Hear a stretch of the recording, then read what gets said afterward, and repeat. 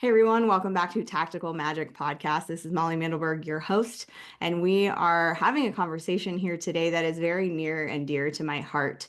I have done quite a lot of personal development over my lifetime. I have tried many kinds of healing tools.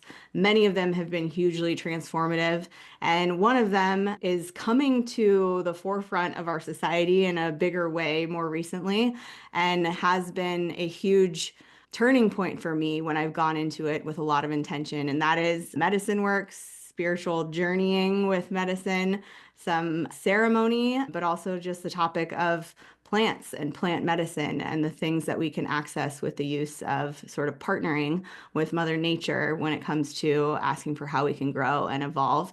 And I have an expert on the line here with me today who is very informed and educated and experienced when it comes to using the plant medicine space to evolve as a person. So hang tight for just a second and we'll be right back. It's not just about mastering technology. It's not just about brand or messaging. It's not just about making more money. It's about showing up in a big way so your people can find you. This is about bringing your most wild and authentic self into the hustle and grind. Welcome to Tactical Magic, a business strategies podcast for the warrior goddess entrepreneur. Amazing. So Mijal Schmidt is a licensed clinical psychologist with over 15 years of experience, whose background is as diverse as the people she works with. Mijal blends her knowledge from different types of clinical settings and approaches with a structured traditional perspective around ethnobotanical elements. And for anyone who doesn't know, ethnobotanical basically means the study of God-releasing plants. She sees psychedelics as a therapeutic means to access the unconscious, while at the same time deciphering how consciousness can reflect and refract what it perceives and how that creates reality. That's so in my wheelhouse. This awareness is what led her to study the healing power of sound through Icaros. And in addition to individual sessions, she offers lectures, courses, and workshops that explore the clinical aspects of psychedelic therapy and their profound therapeutic potential. She also trains, supervises, and mentors teams and organizations to deliver ethical, responsible, and professional practices while carefully understanding passionate and expansive plant work. Welcome to the show, Mijal. Thank you so much, Molly, for this invitation. I'm so glad Yeah. to be.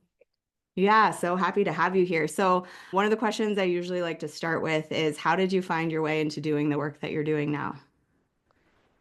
It's very interesting because I didn't plan it really. I, like a lot of us, I think, I was just someone who was very interested in consciousness from very early on in time. I was listening to my inner voice in a very loud way, and I thought that that should have some explanation or somewhere to be put.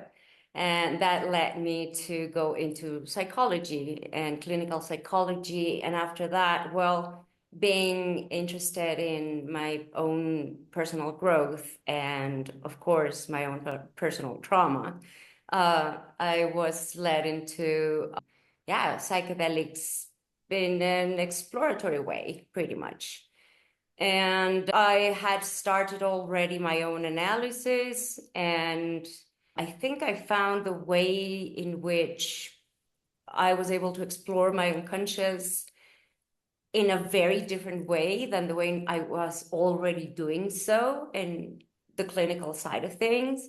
And it opened up just this very extreme side of things where I never imagined to find myself from so many angles. And it was interesting because I left a lot of my clinical practice here in Mexico, where I live, to pursue a master's degree in the University of Amsterdam. And while I was there and plants weren't in my mind, really, I was found very much so by someone who asked me to translate ceremonies, ayahuasca ceremonies from traditional curanderos invited to the Netherlands to share ayahuasca. And I had already done a lot of work with, and so it was quite kind of natural to do so. And since I was also trained already in crisis intervention, it pretty much came together that if there was anything going on, I would intervene with people who were having a bad journey, or yeah, pretty much I functioned also like a guide sort of thing. So and eventually, yeah, I was invited to ICEERS to work and as an integration psychotherapist, and so on to other Yeah. organizations like Nectara in this case. Yeah. Amazing. Yeah, I think that one of the things I usually am asking that question to kind of showcase is most of the time, the experts that I have on this show didn't go, oh, here's my business plan. I'm going to move in a linear direction towards that outcome. And it's like, nope, you kind of follow your intuition and your energy and take that one next step, and it opens up a new world that you didn't know you even could walk toward. And yeah, I think that your story is a really beautiful example of that, of something showed up and I said yes, and then it became something more. And yeah, it's amazing how that happens. It truly is. Now that I see it in hindsight, it's kind of like surprising to see myself here, Yeah. and that the way in which I thought about the world and the exploration of consciousness led me here. Yeah. So I'm very grateful for that, really. Yeah. So the platform that you mentioned, which I just want to highlight for anybody out there who's in the psychology or in the counseling or even in the psychedelic space who may not have heard that word before, Nectara is the platform that Mijal and I have connected through. Do you want to just give us a little lay of the land overview of what that is for anybody who might be looking for a resource like that? Sure. Nectara is an ecosystem that offers vetted facilitators to integrate, prepare, and work throughout the whole process of working with plant medicine. And they also work very closely with retreats.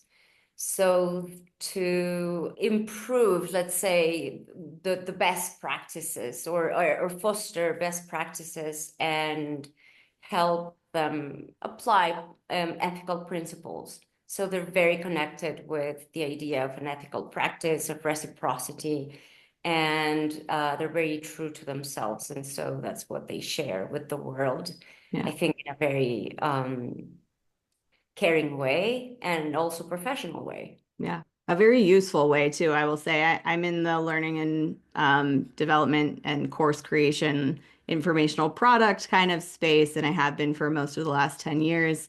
And I've only dug in just scratching the surface so far with Nectara, but yeah, it's able to connect uh, facilitators in a community kind of networking, peer space kind of way, adding a whole lot of education and information to those people who may have been coming from all different kinds of trainings and backgrounds to have, yeah, baseline or more information to dig into. And it's also useful for people who want to embark on a journey to prepare and have a lot of research and information to dig into before their journey and even after their journey in integration space. There's calls, there's workshops, there's collaborations, there's, yeah, lots of community.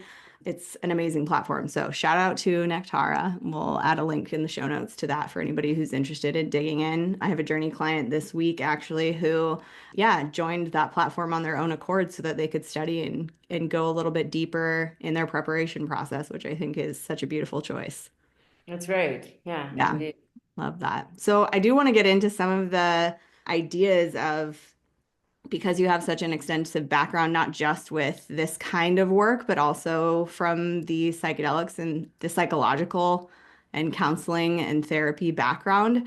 What are some sort of common threads or some key things that you see in people coming to this work in the first place?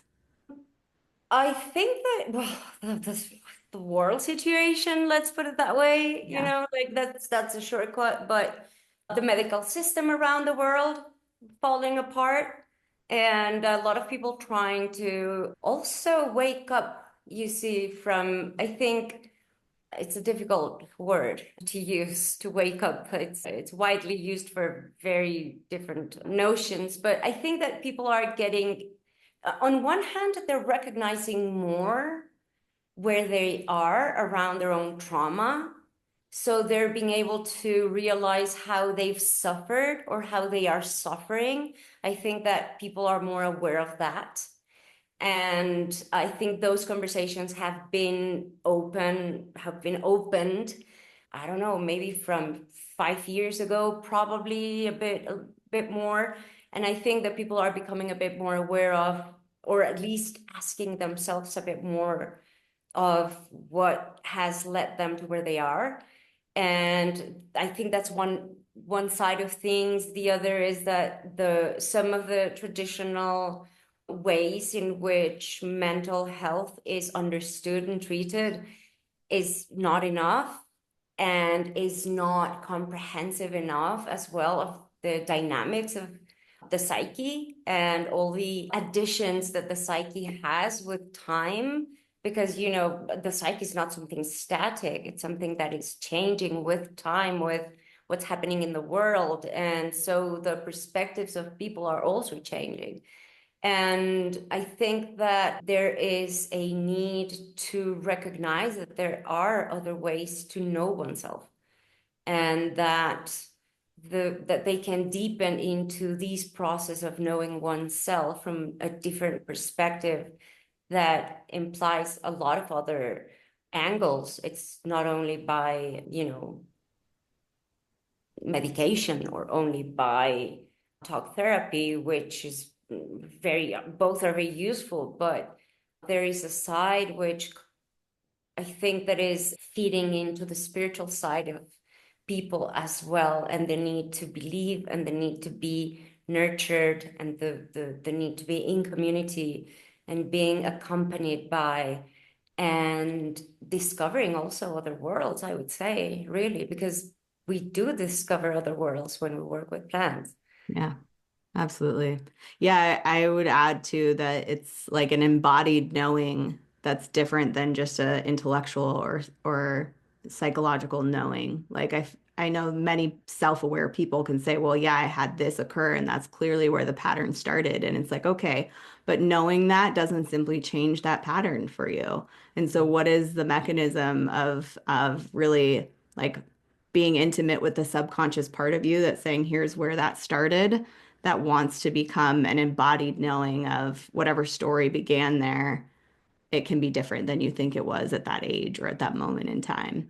And the embodiment of that is something I think plant medicine does a really beautiful job of encouraging, of like, hey, this is a whole human experience, not just like a thing in your head that needs to be clicked into the right place.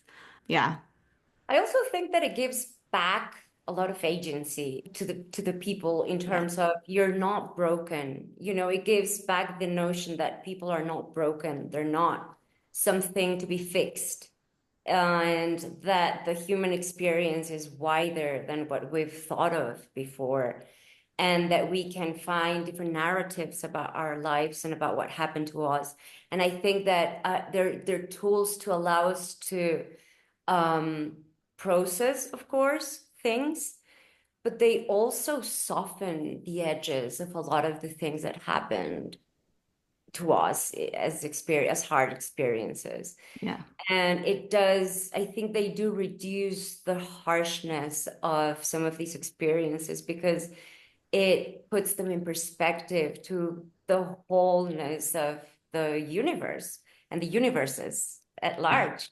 And Mhm. so that allows people to come out differently from themselves to, dig a bit more into a wider perspective with others. Yeah, absolutely. I totally agree.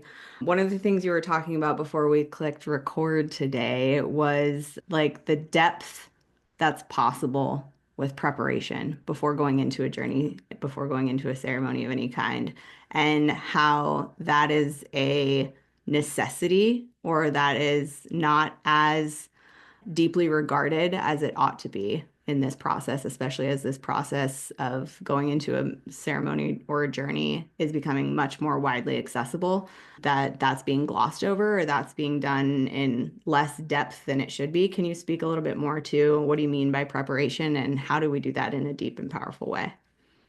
Thank you for the question. I think that we first need to begin speaking about it broadly, right? The other thing I would like to say about it is that I'm getting to the notion that there are two ways. And by these, I don't mean that there are only two ways, but I'd like to present it here, this just for these purposes, for learning purposes in this podcast, if you will. I think that there are at least two ways of working with plants. One is the one in which people want to know more about themselves and they want to go deeper into their thinking, what happened to them.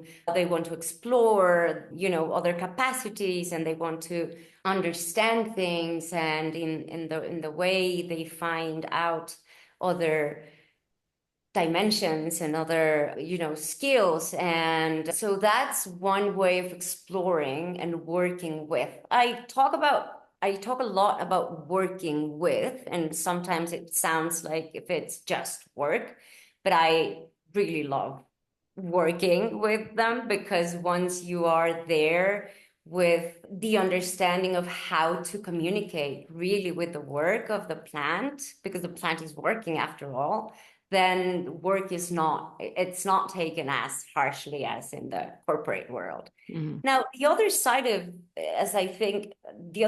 exploring is that there are a lot of people that feel that there's something wrong with them. They're probably only approaching some of their own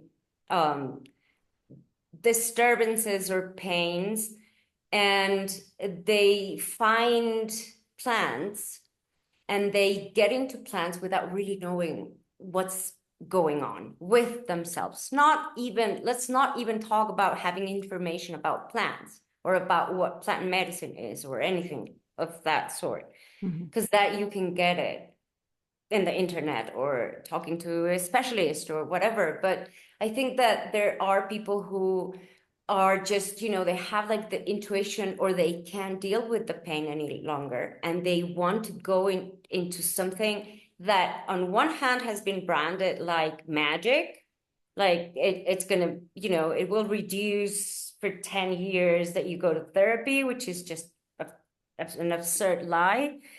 Or or they're marketed as this will serve you to heal everything that's happened to you in your life, which is also wrong.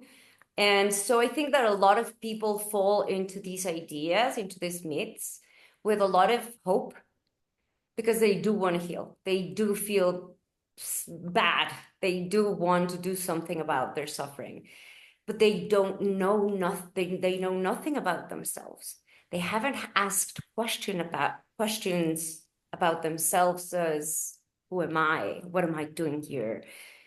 You can name these existential questions, but let's put them as, questions, just inquiries about who am I, to the depth that you want to take that question, right? And so a lot of people are trying to heal with these ideas that they will take one shot and they'll recover forever and they'll be different. This is a lot that I get. No, but they told me I would just be different after one intake. And I wonder who says that? And I know that there's a lot of people saying that, but I mean, this is a rhetorical question for sure, because it's kind of nothing does the job for you. It's a lot about the work that you do with yourself and how you help yourself in the work that you do with yourself. So there are no shortcuts, actually. There are a lot of tools, and this is one of them, and this is a very potent one.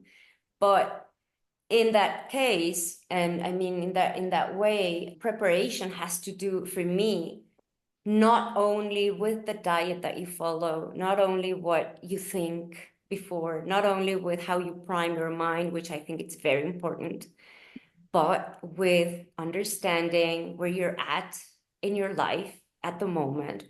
What have you gone through? How is trauma appearing in your life in the moment that you want to go into plant medicine work? Because that is most surely going to come up.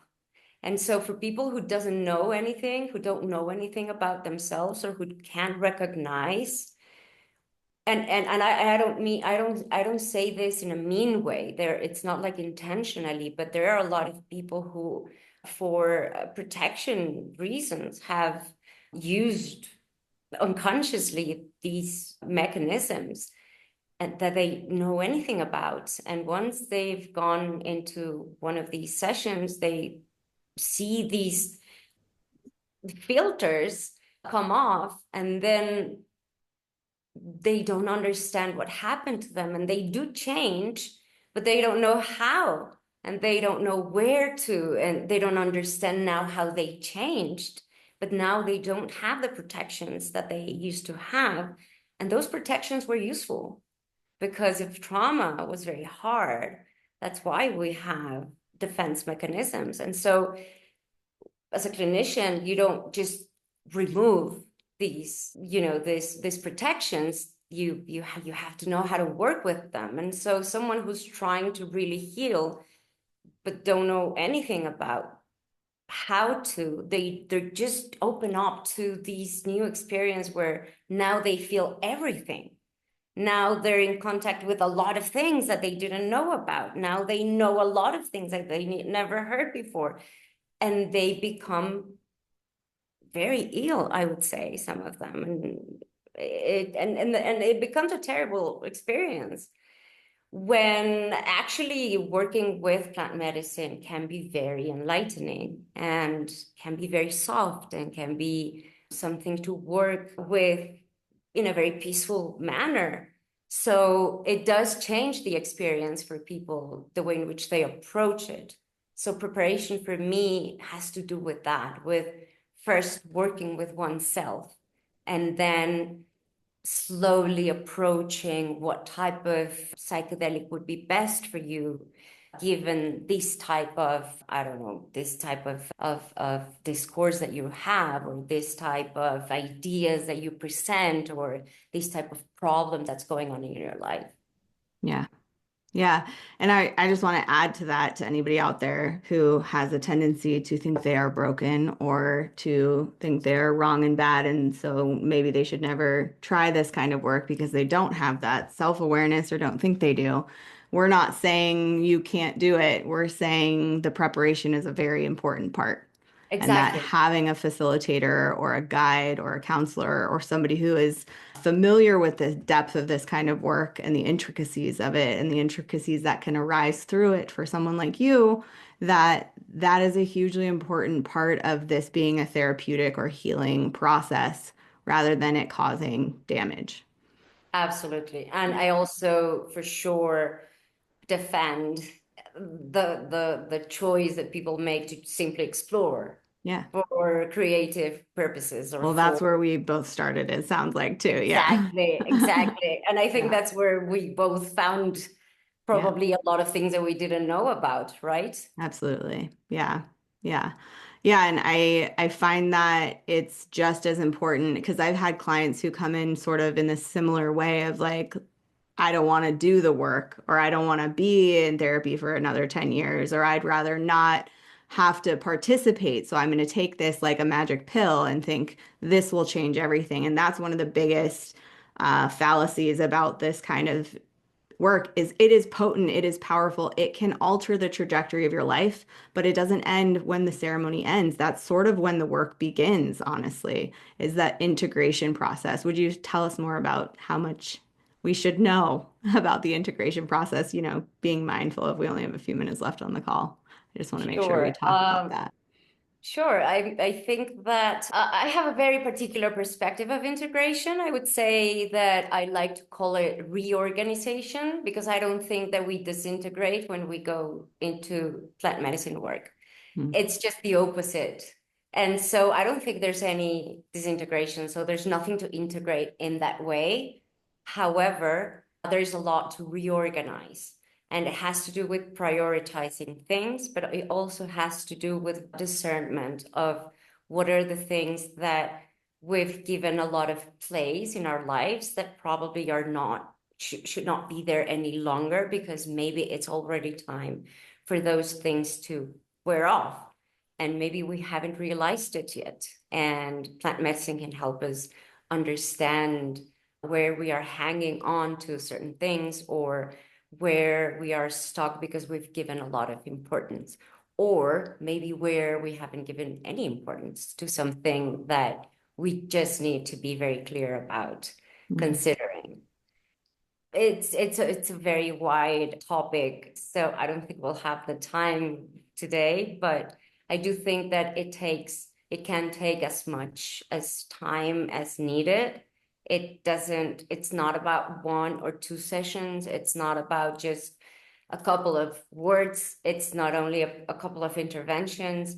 It is a whole process that is embedded in someone's history, in someone's discourse, in someone's life. And as you said, it begins there. And so there's a lot to include from your journeys into your life in a practical way. Yeah. Yeah. I mean, if you just think about how many years of your life the old program or operating system or way of being has been practiced and reaffirmed and proven right and made use of, like it's obviously going to take some practice and some time and some introspection and some habit shifting to completely reorient or reorganize, I like that word, your life to a new set point, to a new sense of yourself, to a new way of being. And the old program, because it's so practiced, is going to keep coming up. And that's sort of Exactly. where the integration support comes in so dynamically, is because it's easier to be reminded or to be asked the questions that will summon the remembering when you're in that integration process with support, but also when you're just in some kind of process that you're regularly checking back in with, how Mm. can I live into this new truth now? And what does that look like for me today? And what else is possible that I haven't even considered about bringing the lessons from this journey and from what I was asking for in my intention into my life in this here and now moment.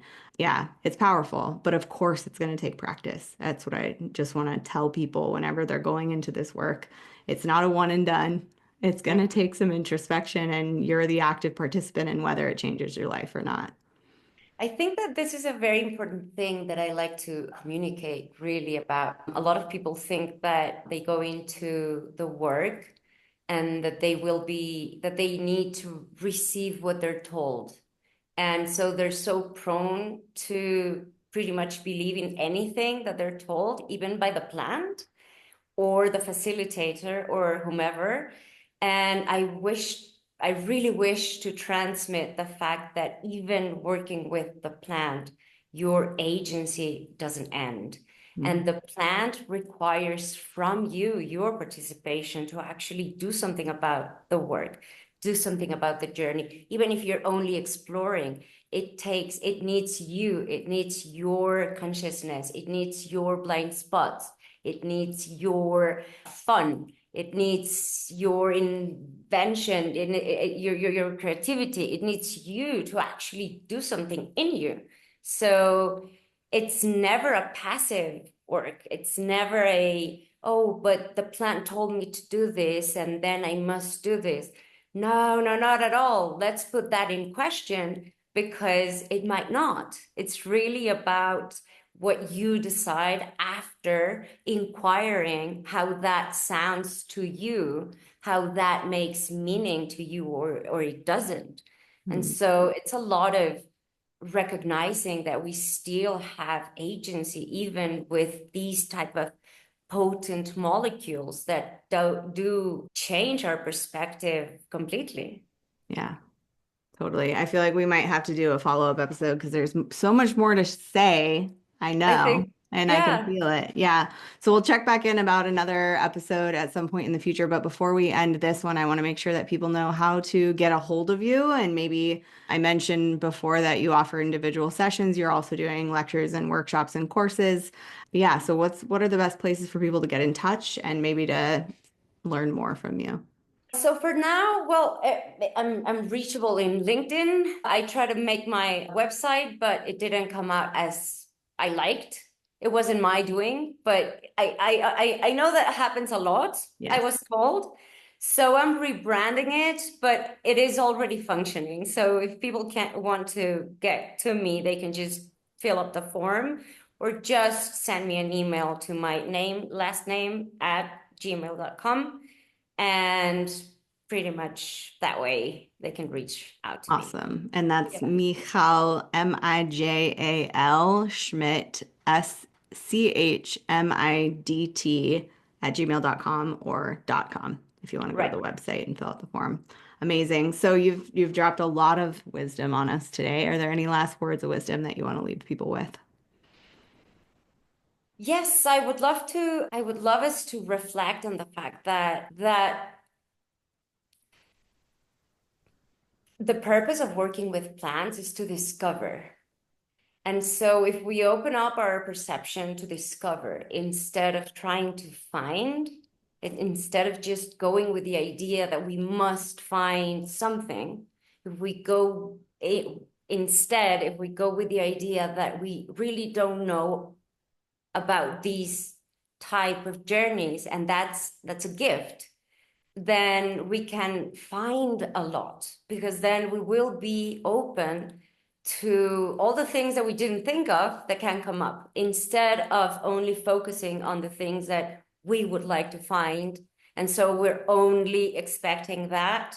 And if they don't come in that way, then we get angry or we think that it didn't serve us, or but mostly we're losing the opportunity to actually discover the things that we don't know. Mm, So I invite us all to actually go with this inquiring consciousness in the understanding that we don't know very much about ourselves, and this is a great way of knowing about ourselves. So yeah, beautiful. Thank you so much for all that you've shared on this episode today. it's such a pleasure. Thank you for inviting me, having me here. Yeah, awesome. And thank you everyone out there for listening. If you know of somebody who's been talking about or thinking about or maybe could use a journey or support around preparing or integrating around a journey, forward this episode to them, give it a little share, let them know you're thinking about them or, hey, this was insightful and maybe it could help. But whatever happens, keep asking big questions and taking bold action because you are here for a reason. And we'll see you next time.